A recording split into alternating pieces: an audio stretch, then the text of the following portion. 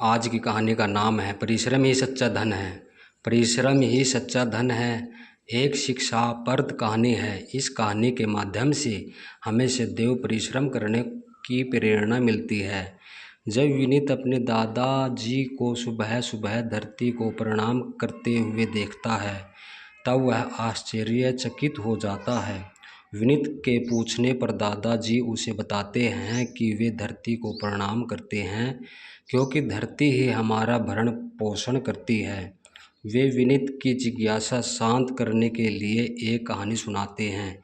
इस कहानी में एक किसान अपनी ज़मीन होने पर भी खेती नहीं करना चाहता। वह बिना परिश्रम के ही धन प्राप्त करना चाहता है। बिना परिश्रम के धन प्राप्त करने के लालच में वह अपनी पत्नी से ज़मीन बेचकर धन प्राप्त करने की बात करता है, परंतु उसकी पत्नी उसके इस आग्रह को नहीं मानती तथा उसे भगवान की भक्ति द्वारा धन प्राप्त करने की सलाह देती है। किसान इस बात पर सहमत हो जाता है तथा भगवान की कड़ी भक्ति करता है। भगवान के प्रकट हो जाने पर किसान उनसे बहुत सारे धन की मांग करता है। भगवान उसकी इस बात को मानने के साथ सभी को बराबर धन देने की शर्त रखते हैं। किसान इस बात पर सहमत हो जाता है।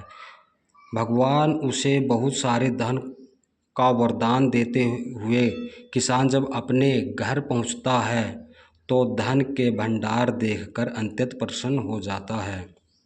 इस प्रसन्नता में खोया किसान अपनी फसल की ओर कोई ध्यान नहीं देता और उसकी फसल सूख जाती है। वह फसल सूखने पर भी चिंतित नहीं होता, परंतु उसकी प्रसन्नता उस समय चिंता में बदल जाती है।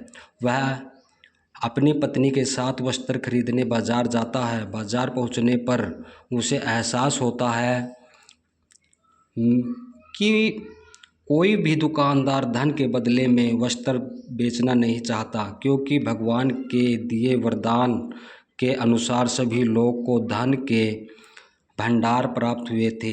किसान का धन उसके लिए बेकार हो जाता है। वह फिर से भगवान को याद करता है। भगवान प्रकट हो जाते हैं। वह भगवान को सारा हाल सुना देता है।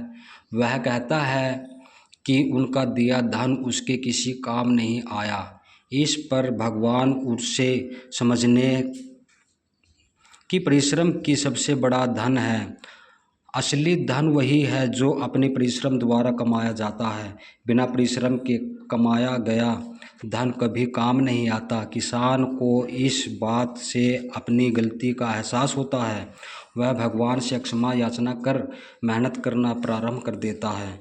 इस कहानी के माध्यम से लेखक ने मेहनत अथवा परिश्रम के महत्व पर प्रकाश डाला है। सच ही कहा गया है, परिश्रम ही सच्चा धन है। हमें जीवन में परिश्रम का मार्ग कभी नहीं छोड़ना चाहिए।